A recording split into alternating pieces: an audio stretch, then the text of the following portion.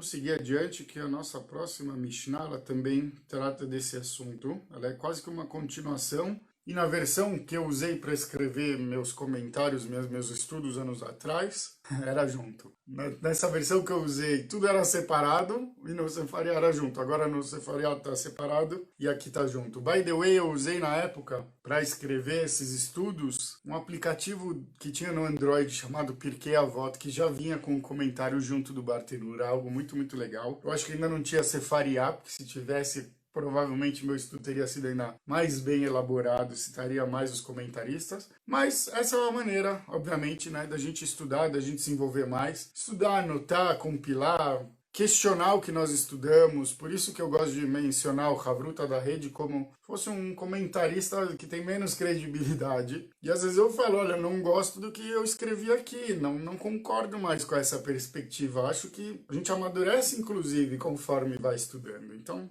pouquinho aí essa ideia para todos. Perek Rei, capítulo 5, Mishnah Tet.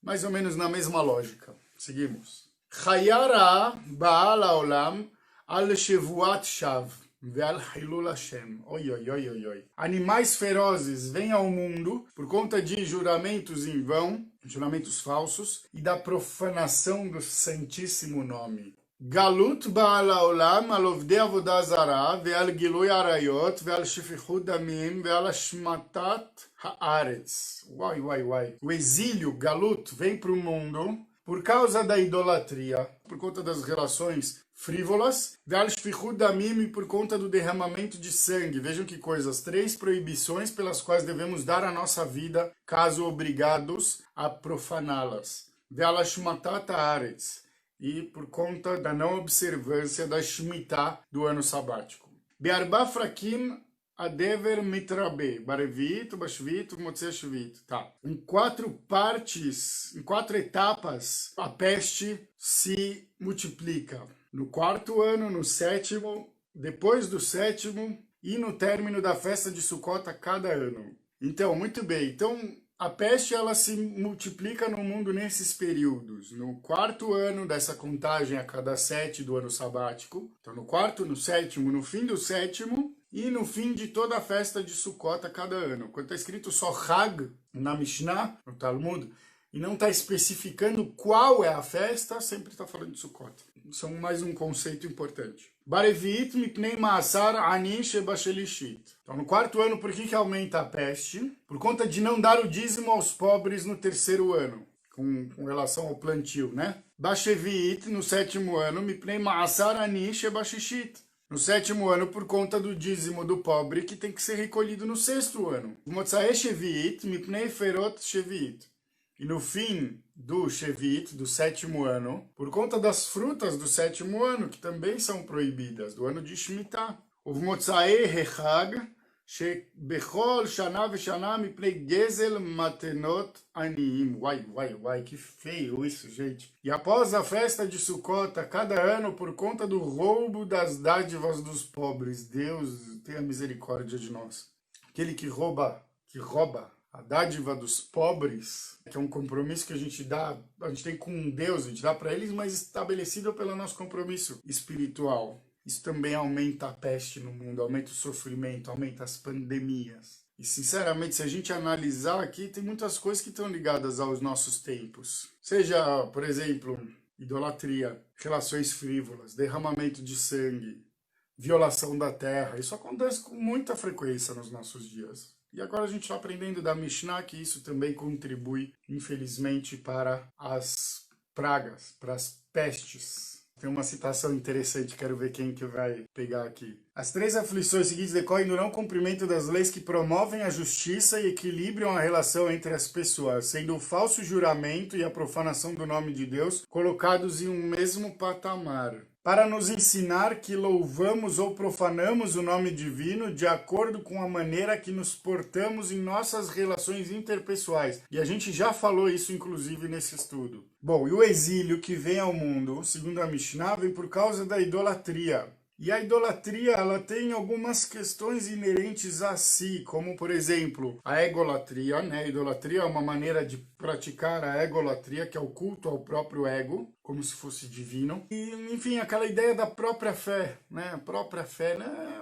Eu acredito nisso. Queridão, você acredita nisso? Mas você não estudou. Quer dizer, você está acreditando nisso da sua cabeça. Você não tem referência para acreditar nisso. Ah, mas eu creio. Queridão, crença cega não tem sentido nenhum. A ideia do monoteísmo, a base da fé judaica acredita que Deus é um só. E essa é a própria fé que constrói o mundo que todos queremos. A fé em um único Deus, nosso Criador, a nossa essência de todo ser humano. Mas qualquer outro tipo de adoração que possa existir e que se alimente de medir a grandeza de seus próprios interesses, ídolos, diante dos ídolos alheios, que facilmente se confunde com fé, ou, por exemplo, religiões que, para existirem, elas adulteraram a Torá. A gente sabe das duas outras grandes religiões monoteístas, elas adulteraram a Torá. E religiões essas, crenças essas que se fizeram pela espada, pela fogueira. Isso é uma subversão. Pega a nossa fé e uma mudada, fazer a minha mesmo, eu posso concorrer. Respeitamos pessoas. As ideias a gente não tem que respeitar, são ideias que nos ofendem. Por que a nossa ideia não vai ser respeitada? Muito bem, mas é claramente idolatria, gente. Vamos voltar um pouco a essa frase aqui. Mas qualquer outro tipo de adoração que possa existir e se alimente de medir a grandeza dos seus próprios interesses, ídolos, diante dos ídolos alheios, o que facilmente pode ser confundido com fé, mas é claramente idolatria, como o bezerro de ouro, que aconteceu no deserto e que continua acontecendo em diferentes escalas em nosso mundo de valores inversos e conflitantes. Não é? Alguém que deixa de ir na sinagoga para ir na maçonaria?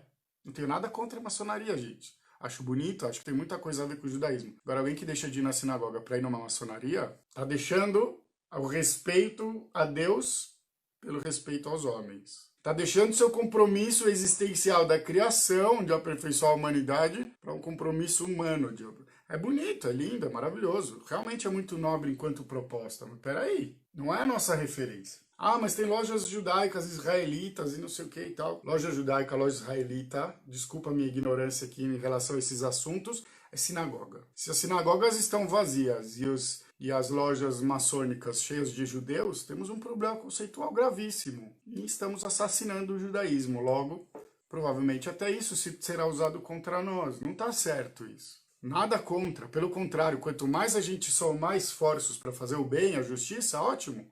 A gente não pode abrir mão da nossa referência. Por nada. A gente terceiriza e fala, não, isso é coisa dos religiosos. Essa é a maior idiotice, gente. Religioso é quem se conecta. Não é? Tô errado, gente. Será que é divino? O contrário de divino eu acho que não é, mas assim, judaísmo, galera, Torá. A Torá é a nossa referência. Antes de um judeu se prestar a se envolver em qualquer outro movimento, ele tem que ser um judeu, ele tem que estar no seu próprio movimento. A partir do momento que ele está suficientemente assimilado às suas ideias, as ideias que constam na Torá, no nosso DNA espiritual, aí sim a gente pode se assimilar a outras ideias. Porque senão, ele fica só na vitrine, ele serve só para deixar aqui na vitrine. Fica na vitrine, todo mundo, judeu, ele usa aqui, ele tá escrito na testa que é judeu. Puxa, mas ele é um judeu comunista, não sabia que existia. Uau! Né? Então a gente não precisa ser, sabe? Tipo, que isso, gente? O judaísmo abomina esse tipo de ideologia, abomina a manipulação, abomina brincar com quem não tem, como essas falsas ideologias fazem. O grande problema da nossa assimilação é a troca de valores. O judaísmo nunca me tocou, não sei o que, então você o que eu quiser. E o judaísmo fica ali na vitrine de novo, escrito na minha testa, ou no Brit Milá, no máximo, entendeu? Poxa, já passei por um beidino, onde a pessoa falou, desde pequeno eu eduquei meu filho que ele tinha que ser corintiano. E depois de corintiano ele pode ser o que ele quiser, judeu, engenheiro, médico. Quê? Você tá vindo no beidino falar isso pra gente? O cara casou com uma não judia e fica falando porcaria pro filho dele. Essa idolatria imbecil e cega por um esporte ridículo, mentiroso. Mentiroso, eu era fanático, gente. Os caras fazem corpo mole, os caras perdem jogo, ganham por quê, entendeu? Vai acreditar que é disputa? Quem disputa joga com toda a sua força. Aí o cara, não, meu filho, você tem que ser corintiano. O resto é resto. Eu posso dizer pra vocês que eu era assim, eu não era corintiano, graças a Deus nunca me purifiquei, eu acho. Quase fui quando eu era criança. Tentaram me enganar, assim como tentaram enganar meu filho. Algum lazarento falou pra ele que o Flamengo é o melhor time do mundo, ele quer torcer pro Flamengo. Filho, todos os times são os piores e os melhores do mundo, não existe isso. Não precisa torcer pra um, que isso é a maior bobagem do mundo. Você quer ver um futebol? Veja. Quer jogar um videogame? Jogue. Não se entregue a isso, não perca a sua vida, seu tempo, essa idiotice. Como eu perdi muito tempo, indo no estádio e voltava bravo e não sei o quê. Você não vai estudar Torá, você não vai tratar bem as pessoas. E assistindo aqueles programas de TV idiotas que só falou, o cara cruzou bem, o cara cruzou mal, e esse jogador falou do outro. Não tem o que fazer. Gente, eu perdia todo dia, em torno de 1 hora, 2, para assistir aqueles programas horrorosos da Band, do horário do almoço, gente. Pra quê? Pra quê? O que eu ganhei com isso? Eu acho que eu precisei descer lá no fundo para perceber o quanto eu tava sendo besta, perdendo tempo da vida tão precioso, uma coisa tão medíocre. Respeito quem gosta, mas minha opinião é essa, é medíocre. É legal de ver, é bonito de ver, isso eu não vou negar. É de mentira, eles ganham rios de dinheiro e não jogam nada. Eles ganham rios de dinheiro e tanto faz se eles vão ganhar ou perder o jogo. Isso vale para tudo, para todos os rótulos que a gente veste. Eu falei muito da maçonaria porque ela é uma coisa legal. O propósito dela é maravilhoso, é ajudar, é a justiça social, o equilíbrio. Pô, se isso vai ser desculpa para tirar judeus da sinagoga ou para dar sentido na vida de um judeu assimilado, será que ele continua sendo judeu? Pela lei, sim, a gente não tem direito de tirar a condição judaica de ninguém. Mas cá para nós, o que representa ser judeu? O que representa ser Israel? É eu me vender a qualquer ideia por aí ou eu valorizar que o ensinamento que eu possuo é divino? E com esse ensinamento, a gente consegue prevalecer, inclusive em relação ao divino. Como Yaakov, e tantas outras histórias, Abraham pedindo a Deus por Sdom e Amorá, Moshe pedindo a Deus para não matar o povo, tirar ele do seu livro, sabe?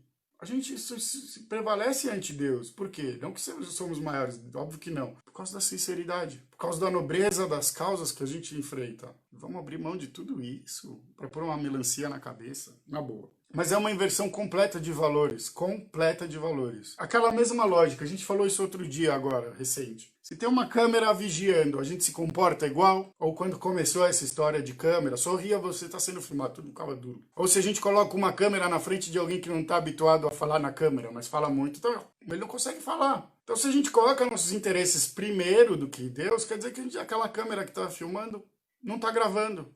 A gente sabe que ela é de mentira, ela é para enganar as pessoas. Quando eu me comporto assim, eu estou dando claramente este entendimento. Então, se não é a nossa prioridade, não é nada. Acabou. A fé em Deus é assim. Como eu já falei, às vezes acordar às 4 da manhã para ir na sinagoga pode parecer difícil, mas acordar às 4 da manhã para pegar um avião para ir para a Disney não é difícil. Então, por que isso? Qual que é a sua prioridade na vida? Ir na Disney ou melhorar enquanto ser humano, atribuir significado à sua existência, à sua passagem por esse mundo? Eu deixo essas perguntas aí pra gente. A ideia de monoteísmo, base da fé judaica, acredita que Deus é um só. E essa é a própria fé que constrói o mundo que todos queremos. Mas qualquer outro tipo de adoração que possa existir e que se alimente de medir a grandeza dos seus próprios interesses, como a gente falou, ídolos e tal, facilmente pode ser confundida com fé, mas é idolatria como o bezerro de ouro que aconteceu no deserto e continua acontecendo em diferentes escalas em nosso mundo, de valores inversos e conflitantes. A idolatria gera o conflito em nome dos falsos deuses ou ideais, enquanto que a fé em um Deus, criador de tudo que existe, portanto, de todos nós, unifica e nos permite viver em harmonia como uma família e assim prosperar somente, sem a necessidade de sofrimentos ou guerras, fome ou injustiça, gente. Certo? Da mesma forma, o incesto, o adultério e o derramamento de sangue acontece diariamente em diversos lugares do mundo. E mesmo com toda a tecnologia que temos, apenas ficamos assistindo a esse show de tristezas, sem tomar atitude. Quem ouve o depoimento de alguém que fugiu da Coreia do Norte falando como são os campos de trabalhos forçados, não pode ficar em silêncio. Eu ponho um monte de postagens na internet. Quando eu ponho uma dessa é que menos tem envolvimento.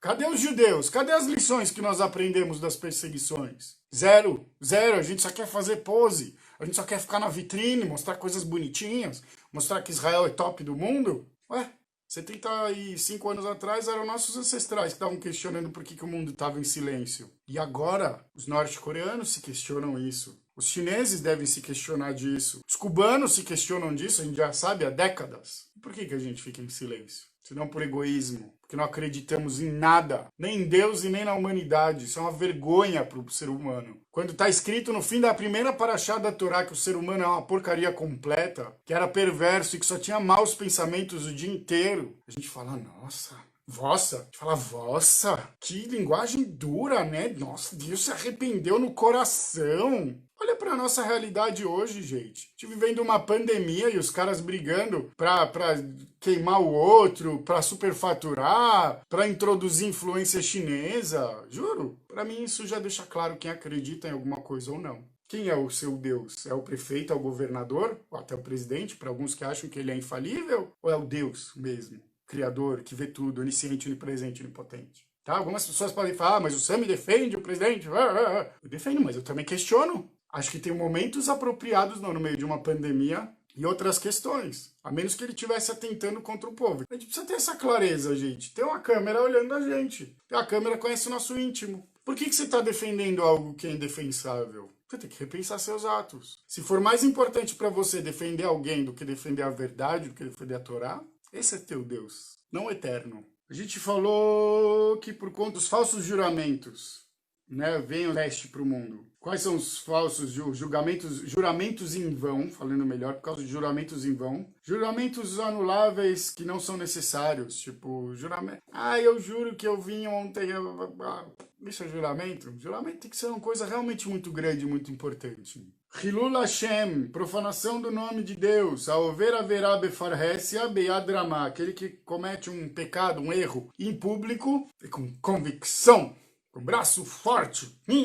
Como o caso, inclusive, que a gente mencionou na última paraxá, do filho da israelita. Ele saiu gritando e amaldiçoando Deus. Ele pecou em público. Ele talvez até tivesse a sua razão para ficar chateado e revoltado. Mas essa era a maneira que ele ia conseguir resolver as coisas, amaldiçoando a Deus, profanando o seu nome. Por que o nome de Deus é tão importante? Não sei se já refletimos sobre isso, mas nunca será suficiente. By the way, se Deus é o nosso referencial maior, o seu nome ele é muito importante sim, a preservação do seu nome. Porque se ele é o único caminho, se ele é o bom caminho, e eu fizer parecer que esse caminho é o caminho da malícia, da catimba, da astúcia, da mentira, eu estou influenciando a humanidade para ser pior, para se afastar disso. Ou para não conectar o seu carregador espiritual na tomada, e sim no esgoto. Essa é a gravidade do Hilul Hashem, da profanação do nome de Deus. E exatamente a ideia contrária da santidade. A santidade é o reforço a essa referência. Quando eu faço algo que inspira a santidade, eu faço um Kiddush Hashem. O que quer dizer santificar? Deus é santo.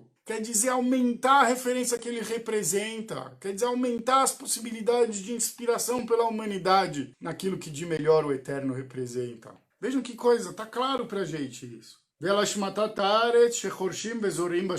A gente falou sobre a violação da Shemitah, que é o ano sabático, que os agricultores venham a semear, plantar e tal no ano que é proibido, certo? Essas são as coisas, as proibições que a gente mencionou. Mipnei ma'asar ani shebashlishit, por conta do dízimo do pobre no terceiro ano. Bemakom ma'aser sheni shemafrishim beshear shanim shel shmitah. שבמקום מעשר שני שמפרישים בשאר שנים של שמיטה, בשלישית ובשישית מפרישים מעשר עני. Tá bom? Em vez do segundo dízimo, que é dado em outros anos, nesse aí, no terceiro ano e no sexto ano, a gente tem que dar esse macer específico, esse dízimo específico. E Gezel Matanot Aniyim, que a gente falou, após a festa de Sukkot a cada ano, por conta do roubo das dádivas dos pobres, pela madrugada. Quem pode fazer uma coisa dessa, gente? Quem pode roubar uma caixinha de tzedakah? Gezel matanot aniyim, diz o Bartenura, leket shichicha ufeah peret veolelot. Ele fala de todos os casos relacionados aos mandamentos sociais da terra, que estariam dentro dessa ideia de roubar os presentes dos pobres. É comum ouvirmos que não podemos compreender a forma como Deus rege o mundo, porém, esta não é uma verdade absoluta. A Torá, como manifestação da vontade divina, apresenta conceitos hebraicos como Midah keneged Midah, a gente já falou sobre isso, atributo conforme atributo, né, uma medida de contraprestação proporcional, ocorre em consequência de algum ato. tal qual a famosa teoria de ação e reação. Essa é a principal explicação que nossos sábios comentaristas trouxeram. Porém, um dos principais textos sagrados judaicos, o Shema, que é talvez o mais importante deles, já faça referência às consequências ruins que nosso mau comportamento em relação ao planeta pode ocasionar, como está escrito em Dvarim 11. Guardai-vos, porém, de que vosso coração não vos engane e vos desvieis e sirvais a outros deuses e os adorareis.